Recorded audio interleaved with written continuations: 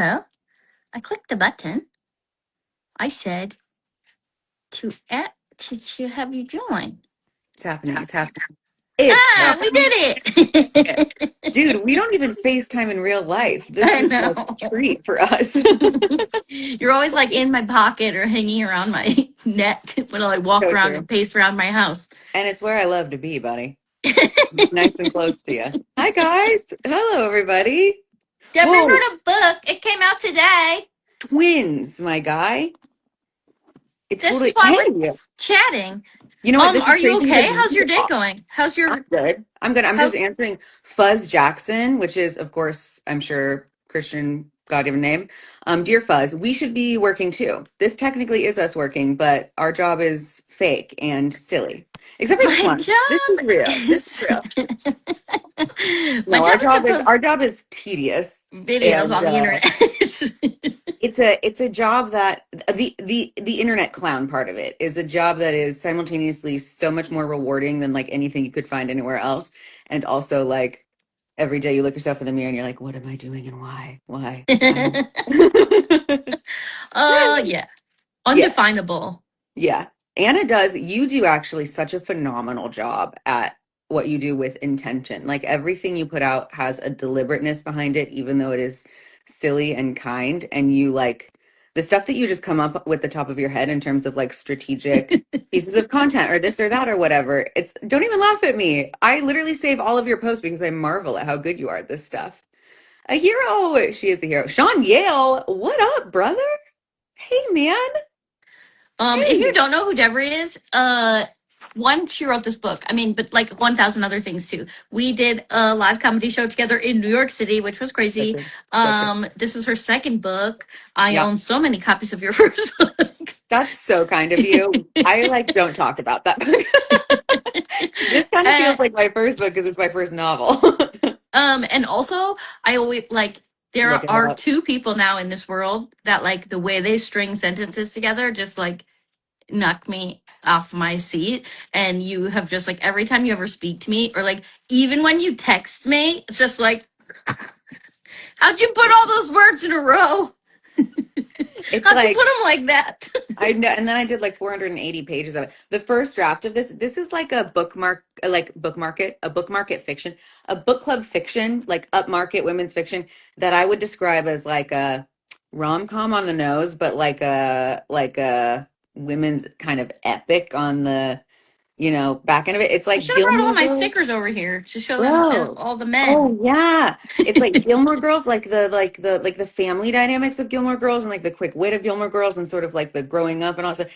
If that met like an Emily Henry book and it was in Scotland with like Scottish romance vibes, but none of the like historical ick of Outlander, but also kind of the appeal. It's like that. So Yes. this book, now what I'm trying to say is that this is not like the epic conclusion of a three-part fantasy trilogy, but my first draft was almost 800 pages. No, I literally, so I didn't even know it was this long because I read it so fast and because Oh, I read it shit. on a PDF, I think, Yeah, that you yeah. sent me You were in the scrolling. summer. And so I didn't even know it was like, because that's how fast I Yeah, got because you through it. can't And I was see like, how fast. wait, Yeah. did you know this book's really long? When it came in the mail, I was like, whoa, Whoa, that's dude. like a whole book. Yeah, dude. You texted me and you were like, it took me until what page, like 100 or 73 or Yeah. something to like look at what page you were on. And Yeah. I was like, dude, I locked Anna's focus in for that It long and was just over thought it was 100. And I perfect. was on the couch and I was like, Where am my I? day, my day. I just want to say hi to my friends. Dylan is like my best friend's husband and is like the nicest one, most wonderful person on earth and is saying kind things about me. And Sean was one of my students when I was a college and career counselor way back in the day and has changed into like, he's just like a little fire plug of a guy out there that I love to root for. So I'm just saying hi to you guys and also hi to everybody I don't know. This book, okay, so do we want to talk about like kind of what's in the book and why is in the book and like what you're going to find in the, essentially, here's the thing. I'm going to try to convince you why I wrote the book for you. I'm not going to try to convince you to like buy a romance. I'm going to try to convince you to believe that I wrote you a book. Does that make sense? I think so. I think even like I got hooked in so fast, like number one, with the family scenes. Like Mm-hmm. right up front, I was like, yes, Yes. families, Giving family me the dynamics. dynamics. Yes. That scene, so like there's like a dinner scene that's I don't know, Hmm. chapter like 4, and it's you meet the main characters like mom, grandma, dad, absent best friend who's supposed to be there, and then her situationship. If I were making merch for this book, I would have a situationship awareness club like sweater. And in that scene, it's like very fast moving. There's a lot going on, and you're getting a lot of the like subtle dynamics between the characters, especially towards the main character, without it having to be said. It was inspired by the first episode of the second season of Fleabag. Fleabag, that episode of Fleabag is like genius. And when I first saw it, I was like, yeah, that's it. That's how to write. So that was really fun. And then, like, wrapping that in, you're kind of like, oh my gosh, let me turn the page because it just ended by saying, like, the man she's been in love with for, like, pitifully in love with for all of her life. Who could that be? And then the next thing that's happening is you're like, why is that woman saying things that my mother says to me? Oh no. And now you're like Yeah. deep in it. Yeah, and then your like heart breaks in a million pieces in like so quickly too. Like I got you, dude. Got to yeah. the heart. It's like, I oh think man. the thing is like, okay, with this book, like I'm not really everything that I'm doing right now professionally, like I didn't go to creative writing school. The last time I wrote something for a purpose besides my first book was like high school. Yeah. And then I fell into being like an internet clown. I posted a video of me after a hike in which I had overheated and I was justifiably pissed about it. And a lot of people were like, I too turned tomato in the heat. And just the very first video I posted, like, launched into a lot of views. And then suddenly I was here. And it was like, these are incredible opportunities. And I love to tell a good tale. I love to weave a yarn. Like, sue me. She You know what she I strings mean? a word. She strings them good. I strings a word, guys. Isn't that convincing? If It's there's like like the opposite of the way I string words.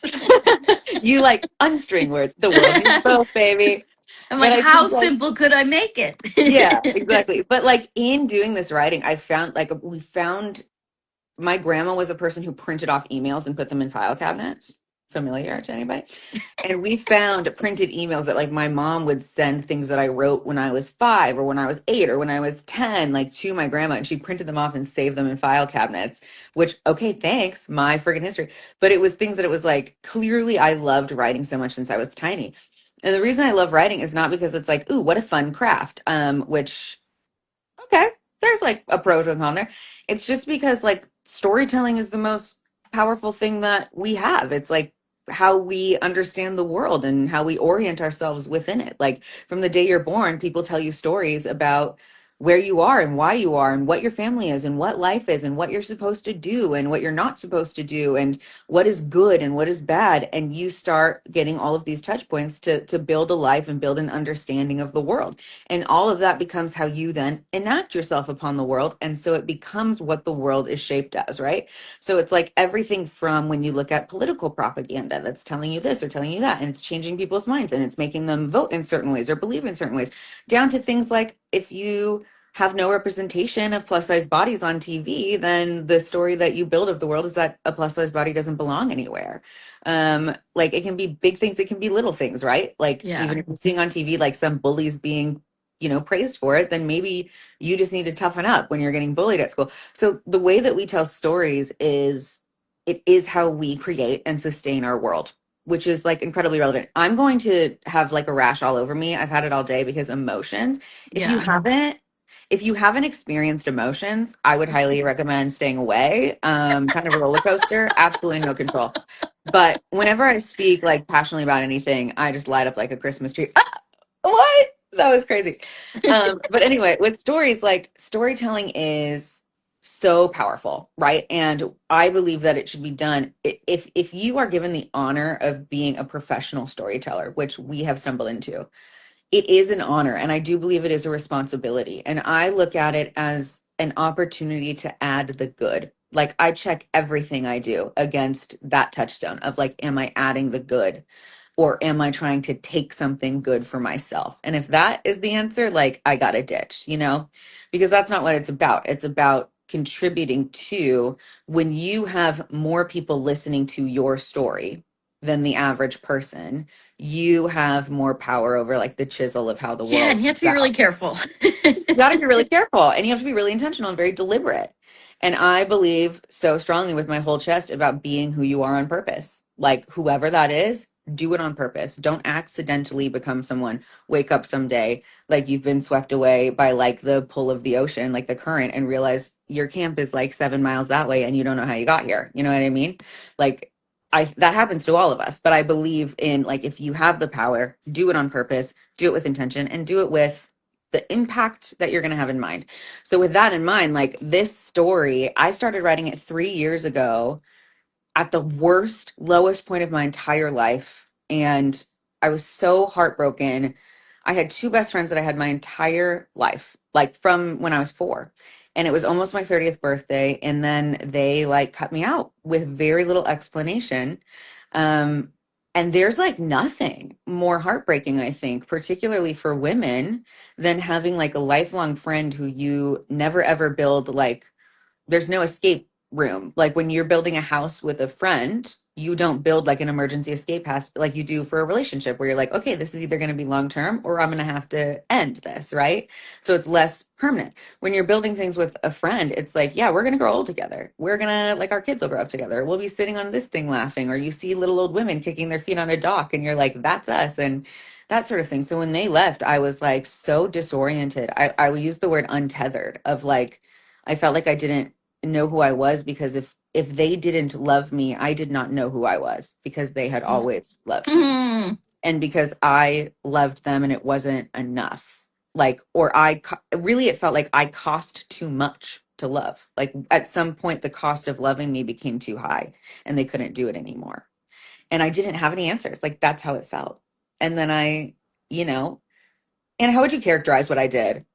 Like getting on a plane.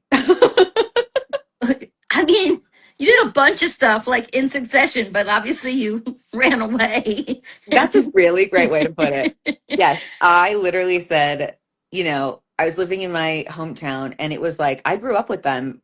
And no matter which way I left my parents' house, I had to drive by the house that they grew up in. So it was like those are the two houses that I spent my childhood in. It just literally felt like every street, every movie theater, every grocery store was haunted. Like I couldn't get away from. Yeah, and you're like, I can't escape this home where like Yeah. And so I was like, I got to go somewhere where their ghosts do not walk. Like I can't run into them right now because like I can't survive it. Literally felt like a death over and over and over again. And it was a strange death because it's called disenfranchised grief. It's like when your grief is not recognized or doesn't have a place to go and be recognized, it just wanders and wanders. And it's like a howling motherfucking banshee type thing that just is always there and nobody else can see it. And so, reasonably and rationally, that's a word, and I'm an author, so I can say it. I quit everything and I got on a plane to Scotland and I had no plan and I had no money and I showed up for my 30th birthday and I promptly lost my virginity to a I was Scottish gonna man. Different I don't story. want to tell Different your story. story for Different you. story. And then I went on like a hike, and mid hike I was like, oh fuck, I gotta post on TikTok. And I posted like, well, I just, it's my 30th birthday and instead of having a crisis, I just quit my job and ran to Scotland. And it was the second video. The very first video I posted had like 9 million views. This was the second one that got that many views. And it felt like the universe being like, hey kid, like it was This like is your two moments, story. a big transition. Yeah. And enough people Venmoed me beer money, like birthday beer money, from seeing just that post, that I rented an apartment in Edinburgh for 6 months to like max out my tourist visa. And during that time, I got offered a book deal for my first book, which was a nonfiction, but I started writing this one. Like this was the book that I was starting to write. And you can tell because the main character's name is Deli McDonald. My name's Devrie Donaldson. It's all fictional, people. But there's a solid chance that I started writing this with the intent of like, oh, these are placeholder names. I'll fix them later. And then when I came back to it after writing my second book, I was like, pick up where I left off, and forgot that I was going to change. And at that point, she's named. You know what I mean? She's not going anywhere. So this is I was not. texting you about Delhi and you were like, you know that's me, right? And I was like, I'm like, yeah, I it's do half know. me, it's half me, it's not me.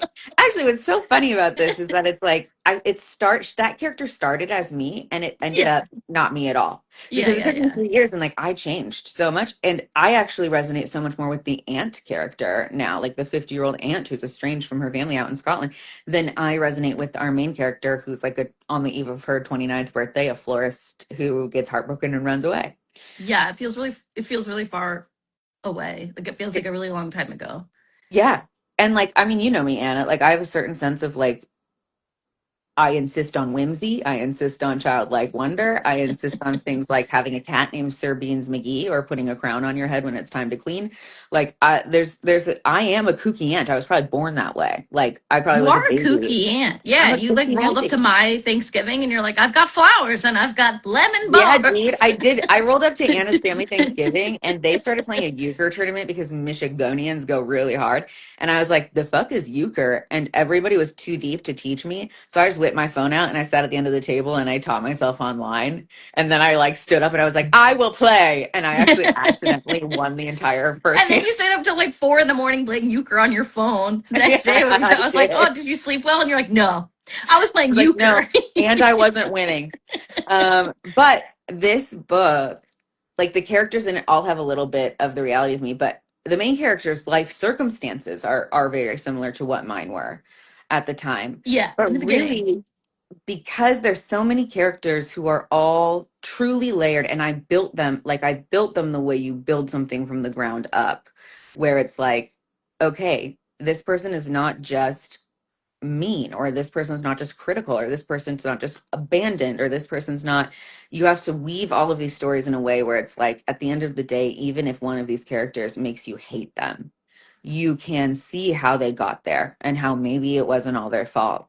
And it's like real life, where you're like, man, we're all a product of a lot of things that have happened to us, and yet can we inflict that on other people?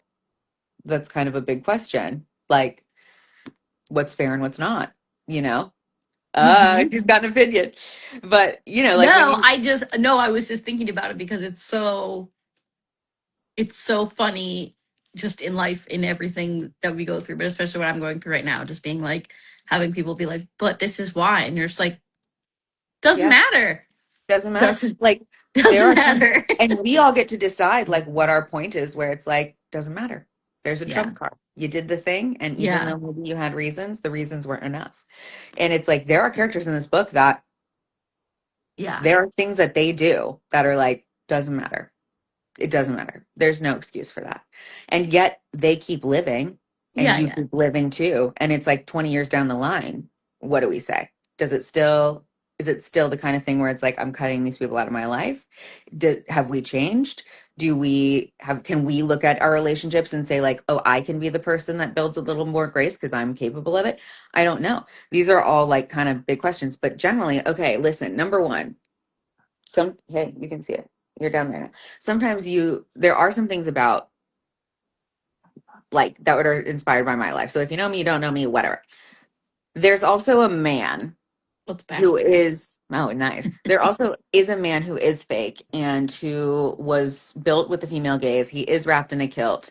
And one of the comments, or like one of the professional Goodread reviews said like, the female gaze goes so hard in the best way. And I was like, I'm gonna tattoo that on my ass. Like The that's the female best gaze goes compliment so hard in the best in the way. best way with Lachlan. Lachlan is the name of the guy. And he was kind of my favorite character to write. Outside of like I have this whole family of women who I love. I have an entire cast of quirky Scottish characters who are also many times loosely based on real people I met. Um loosely. Nobody can sue me loosely, kernel of inspiration. But the Lachlan character was not really inspired by anybody. But I wanted him and my main character Deli to, instead of being foils to each other, where it's like, oh, he's grumpy, she's sunshine, or whatever it is, I wanted them to actually be on a really similar path from like, what's the thing?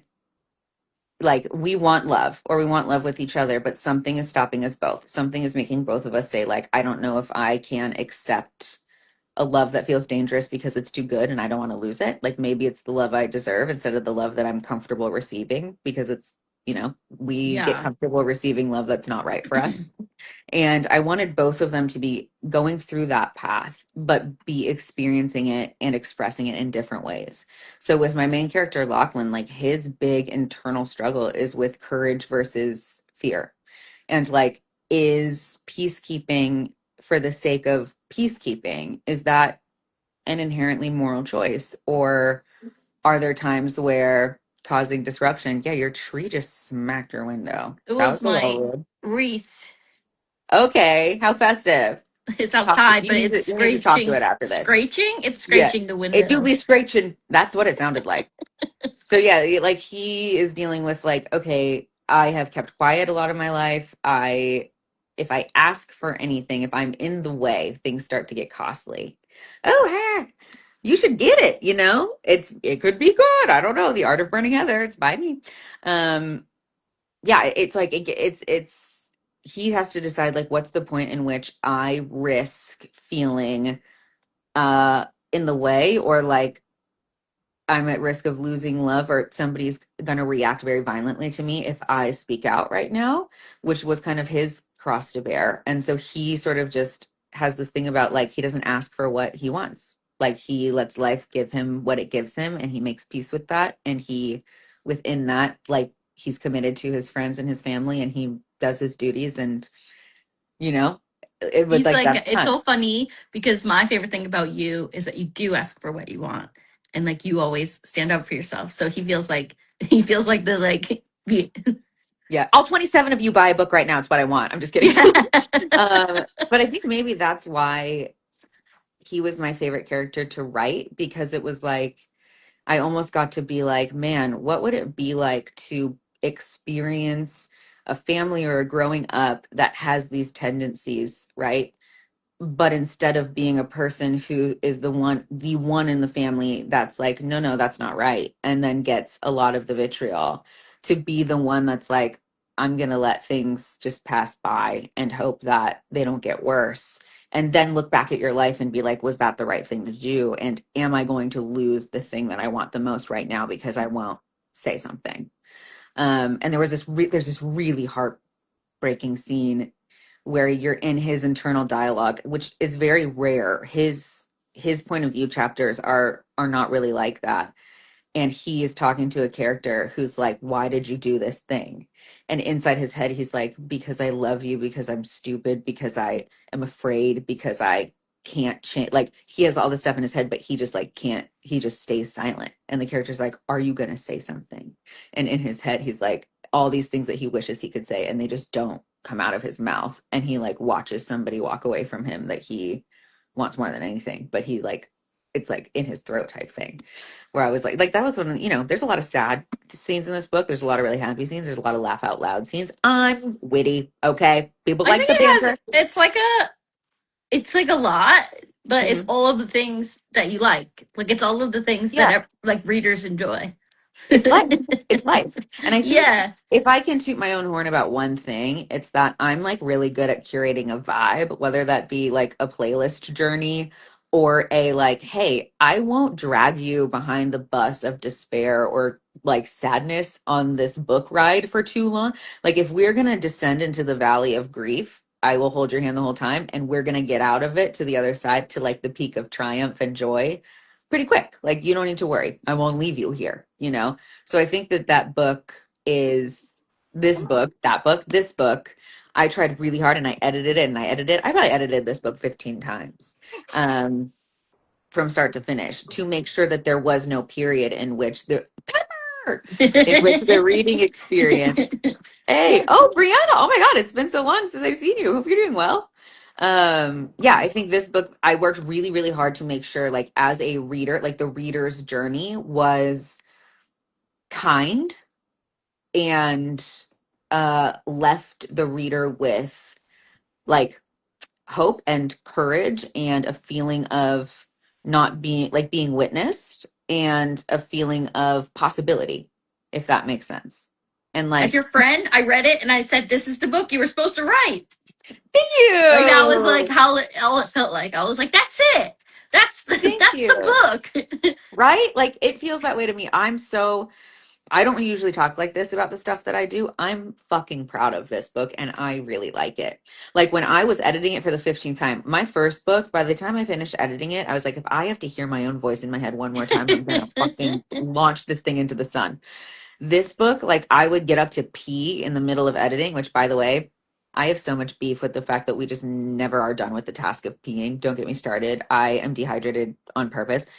but I got up to pee and like I'd be like sitting there and I in my head I'd be thinking about the book that I was reading the way you think about a really good book and you're like, "Oh, I just want to get back to reading it." And that was like me editing it again for the 14th time.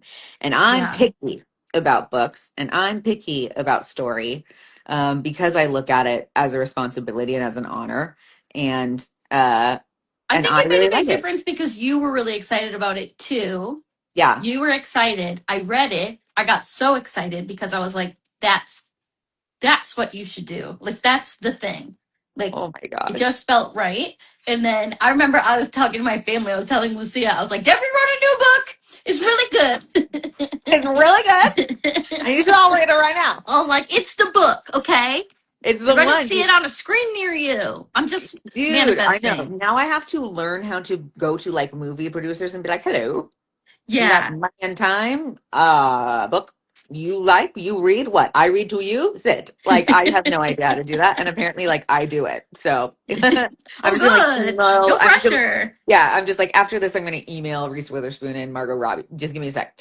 But yeah, this book is like it's wild because a lot of authors they have like a back catalog, right? Like most authors have a back catalog where it's like once you figure out you find their book that you love, um, you realize that they have like 5 books that they wrote before that you've never heard of. Like Taylor Jenkins Reid, when Seven Husbands of Evelyn Hugo came out, everyone was like, "Oh my God, it blew up the literary world." And Yeah, then that she wrote 5 books before. Like, go eat that shit up. So there's a solid chance that this ends up in a back catalog because that's a lot of people's experience. But I really like you're saying like that's the book. That's the book. I feel that way too, where I'm like, I but love it. it's No, kind I of was a like, that's the yeah, book. yeah. Thank you for saying that because it really does mean a lot. But I think, yeah, in terms of like, we're probably gonna hop off here pretty quick because we're going over. But I think in terms of why I would say anybody watching this or anybody who's considering it or Pepper, thinking about giving it come for here. a friend, Pepper, these are the Pepper, closing arguments, Pepper. come here really Would quick. the jury please silence in the courtroom? You have Would the to not jury please be eating whatever sustain? you're eating. Pepper Marie, I don't know her middle name. I'm assuming it's I don't Marie. think she has one. Anna, she has one. You just have to listen. She'll tell you. Pepper She's definitely has one. she's a really My strong, independent woman. Oh, maybe that's it. Maybe it's um, Shania. Pepper Twang. that's a potato. Good girl. I'm making potatoes tonight, dude. She's like she's Where did tacky. she get this potato? I don't think that matters, Anna. I think you're asking the wrong questions. Pepper, where'd you Pepper. find a fucking potato? Now she just needs some salt. Oh my Um, gosh. I'm literally baking potatoes in the oven, but she I am found the too, rogue dude. lone potato. We're both baking potatoes. Oh my And then this gosh. all started with me making a video about being 50% potato I can't believe she with a was red really eating a face. potato. That was Dude, spot on. I'm kind of losing my mind right now. There's too much synchronicity. Okay, I'm going to give closing arguments for why I think that Yes. people should purchase and read this book, despite the world being absolutely flooded with many, many good books that are lovely. Thank you, Sarah. Uh, Here's the thing about this one is that I've spent 5 years now on like TikTok and Instagram making little videos, like 60 seconds or so. And this was through the pandemic and everything, which was really a unique time. And in those videos, I asked myself, even if it was the stupidest little thing ever, like, will somebody watching this, which all of my followers are usually women, I have 8% that are men, 80% of them are gay. Love you guys. And then the rest of them, like the straight men, come to me and are like, "I'm so sorry. I apologize for my gaze. You can punish me if I'm not supposed to be looking at my queen. Apologies. No, you look good in a hat. I will leave." Like, we love the straight men. You guys are sweet, sweet little princes. But I mostly it's women. And this book is like a lot for the girls. And I think that I ask myself at the end of for every video, for every project, I do 2 things. I ask myself, will this make someone feel seen? Because ultimately, I think the thing that we all are craving is like a witness, just somebody to be like, "I see you." Even if we can't say, "I'm with you." Like I can't teleport to the same hill you're climbing and say, "Great, I'm doing that too. I'm climbing that hill." But I can say, "No, no, no, I see you." Like you're not like you're not doing this without somebody noticing. And I think that it's so powerful to give somebody something that goes, "Oh, someone noticed me." Even if it's a novel about someone else. Like it's not at the end of the day because I read this really great quote once, can't remember who it was, but it was talking about writers and authors and what their job is. And our job is not to create new stories. It's to translate the experience of being a human being into language that we can use to tell our own story, really. Like these things already exist. And a lot of us like can't reach into the ether and pull those words out, but some of us can. And You're very that's good at it. thank you. Thank you. It's like I have like a SpongeBob jellyfish net, but just for words. Yeah. You know a So lot of words. thanks so much, dude. And wordhippo.com, shout out. Very junky website though. Pray for your computer. But I think that's the question I asked myself, and I do feel like I succeeded in that. And not just making like the individuals feel seen, but like if you have a niece that you're like, God, she really, it would be so lovely if her self-esteem, like I just don't know what's going on in her head. She'd feel seen. If you have a sister, she'd feel seen. If you have a friend, she'd feel a mom. Like there's some moment in this for everybody that's like one of those invisible moments that you think nobody's ever going to know about you. And suddenly you're like, I'm not alone, somebody has noticed, and that is important to me, and I think it will, it's like this really healing weird moment. It also can be you might text a like a quote of the fucking spicy scene in this book to your bestie and be like, Jesus Christ, sign me up. Like that is being feeling seen too. So I think I do, that's one thing. I think it will give somebody that peace and that moment and that relief of going, that is exactly what it feels like. That is what it's like in my heart too. The second thing is that I ask myself for every creative project, I start at the end and I say, okay, somebody just finished the book. They read the last page. They're closing the book. They're holding it to their chest. What are they thinking? What are they feeling? Have they changed? Are they asking themselves a question? Do they feel more secure? And I choose what I want that ending to be, and I reverse engineer it to get there. And with this book, I wanted people to feel like they were full of possibility, like it wasn't too late to change, like courage and change are twins that just take both of your hands and leap with you, and they won't let you fall even if you can't see the bottom.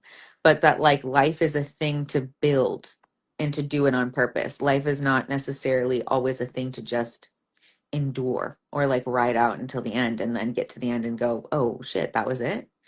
uh and I think that this, and it's really a story about how the ways that we are taught we deserve to be loved become the love that we seek out unless we encounter better and we decide to do the really scary, shitty, horrible things that it takes to think, okay, I'm going to let go of that love that I'm familiar with, that I know I can secure, and hope that the better one will stick around and that I do deserve it. And this book is kind of about like, oh fuck, can we pull that off? And when we do, or if we do, what happens? And is everybody in the story doing the exact same thing? And so like when change comes knocking, do I run from it? Um, like, or do I welcome it in as a potential friend and see what happens? And I think like so many of us, particularly women, get to a point in our lives where we're like, I checked a lot of boxes. Everything's looking good. And I do love my life. There's a lot of things here. But also, I was going to be a little bit something else maybe one time. And I still wonder about that. And is it too late to do it? Like, maybe it's not.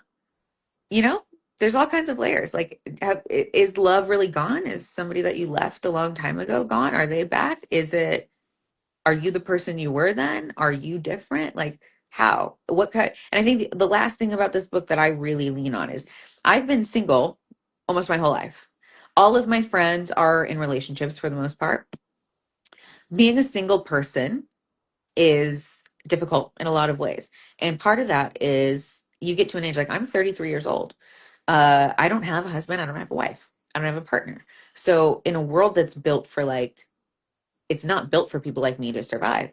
The question becomes like, who does your family become? You can choose your own family. Who chooses you? When you're like a single adult woman wandering around, who chooses you? And is it, what does it look like when an unorthodox family chooses each other? And in this book, I think it does in a really happy way. And just looking at relationships like they really matter. Like I really tried to give space to unorthodox relationships like mattered as much as any fucking other relationship, and give them that moment on the page to Yeah, just we don't. just prove it.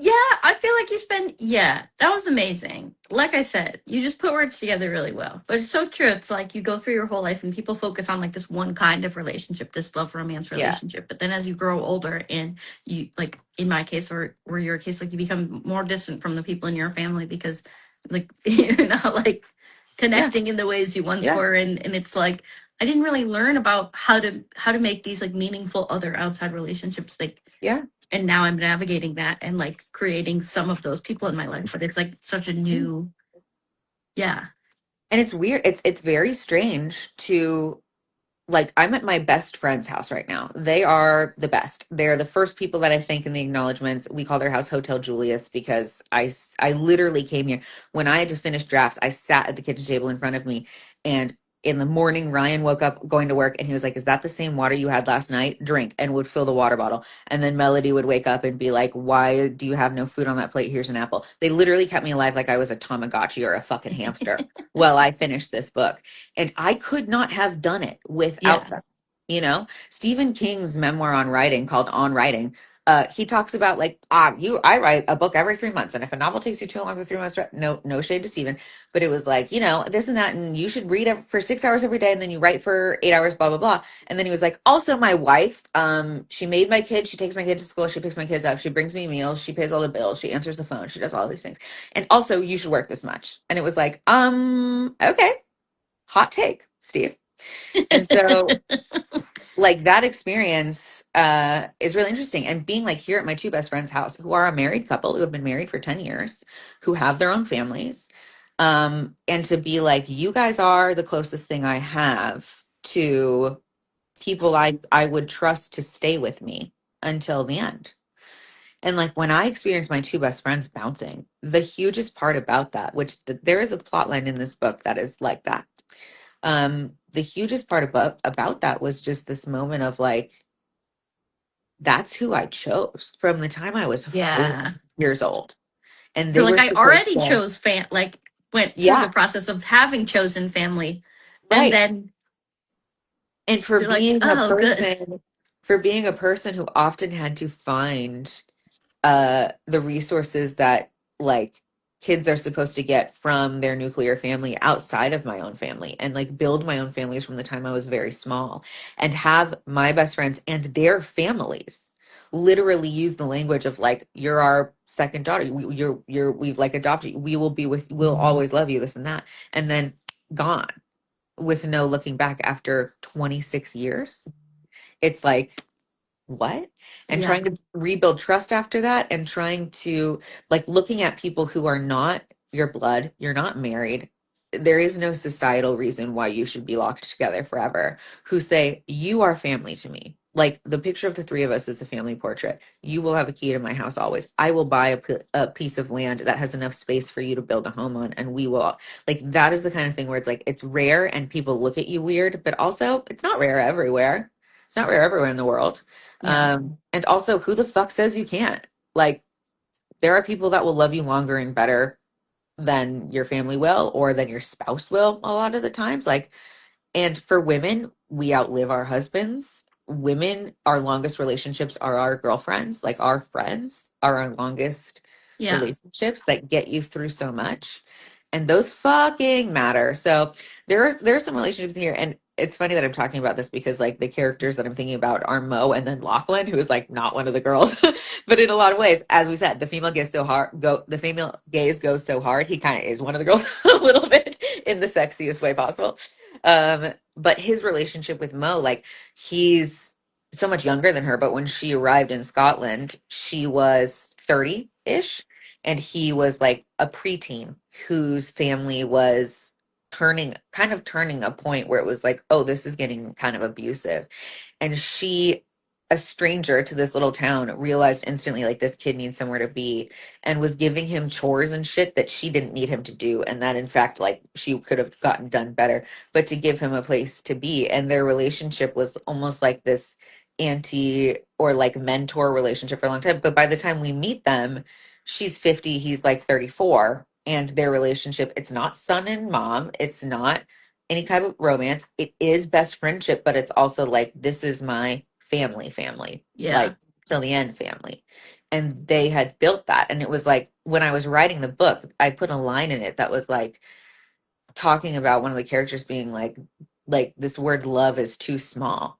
It's too small because it's like, how do you define what I feel towards like that boy? You know what I mean? That little boy who I was like a gangly preteen and now he's this other thing, but there's no word for that, but it's as real as anything else. So I think that's a part about this book that kind of stands out to me, is that I I put a lot of effort into validating the relationships in this book that are not the romantic relationship, but that deeply impact the romantic lead's ability to love, if that makes sense. Mm-hmm. Setting boundaries with my family has been a really tough one for me. Yeah. And that's like in this book too. I think that's hard for everybody. And nobody likes to feel like somebody saying, "Get away from me, I don't want you anymore."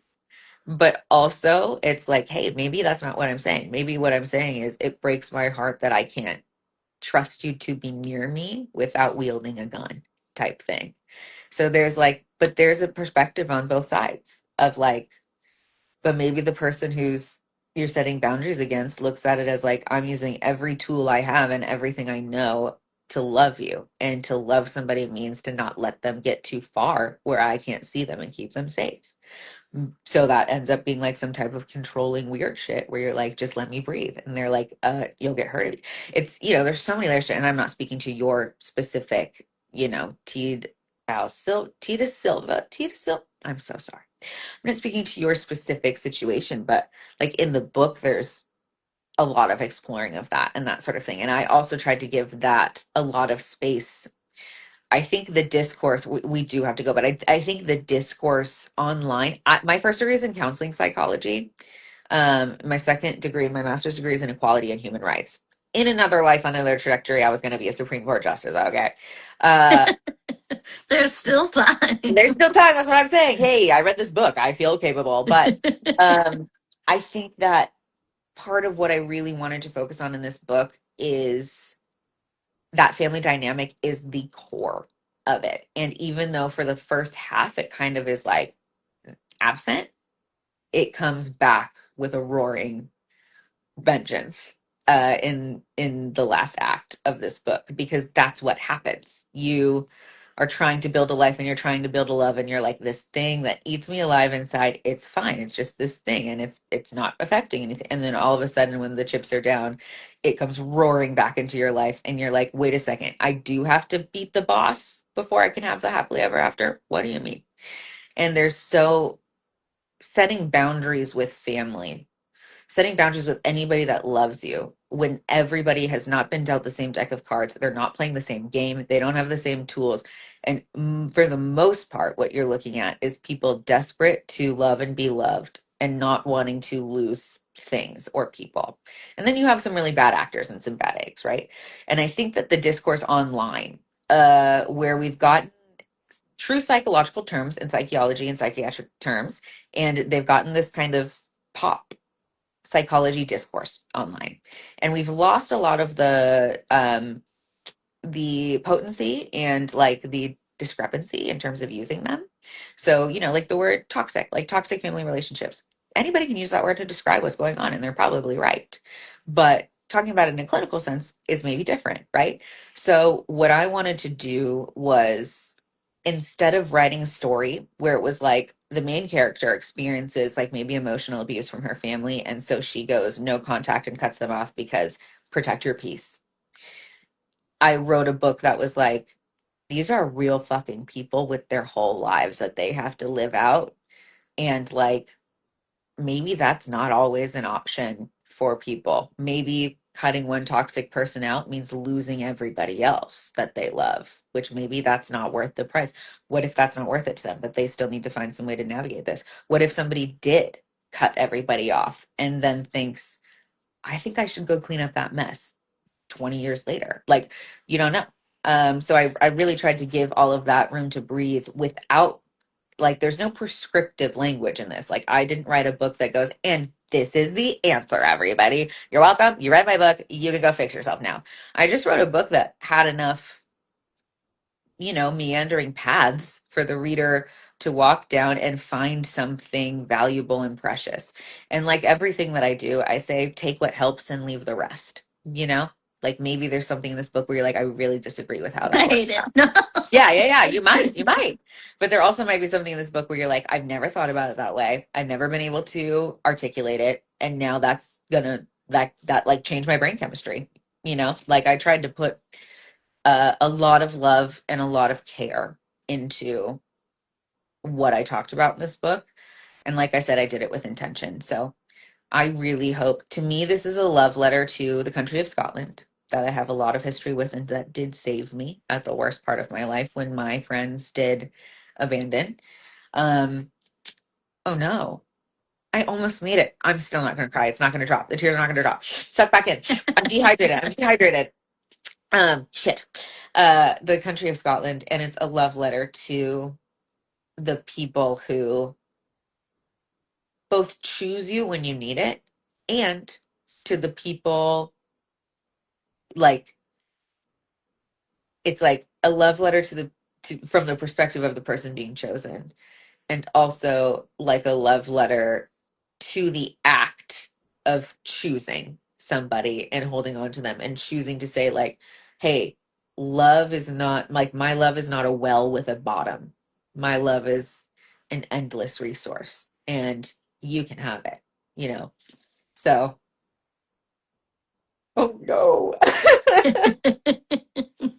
Devrie wrote a really good book. She's crying because she I wrote just such a care good about book, it, okay? I care about it a lot. and she's passionate, Yeah. and And that tartan is the flower of Scotland tartan, which is based on like a song and a particular person, but it is a tartan that anybody can claim and wear from any like race, creed, whatever. It's not like a clan tartan. So I sent that to Anna and to all of my friends with the book so that they could feel like they could wrap it around themselves and be a part of Scotland. Okay, like I said, I do things with intention and I care a lot. Which here's me here. Thank you, Sam. Thank you. Well, I'm doing my best, Liv. Thank you so much. so Yes. Look how cute everybody I am. go buy The Art of Birding Heather by Devrie Bryn Donaldson. Thank you, Anna, for lending me your audience and your time and your care and your love and also your friendship and for inviting you to your house for Thanksgiving, which was a Yankee Doodle time. It was a Yankee Doodle time had by And all. a Yankee Doodle, we say that with so many asterisks that we cannot get into because that story would take too long, but my God. What a tale. Oh, We're I'm so bonded glad. for life after a Yankee Doodle times. Yep. Okay, my friends. Well, I I will love talk you. to you soon. Thank you, everybody that was here. Thank you Yeah, if you are getting a book. Thank you if you're thinking about it. And for your time and attention and trust. Ah, I do it literally up. dropped the phone at the end. All right. Bye, everyone. Bye.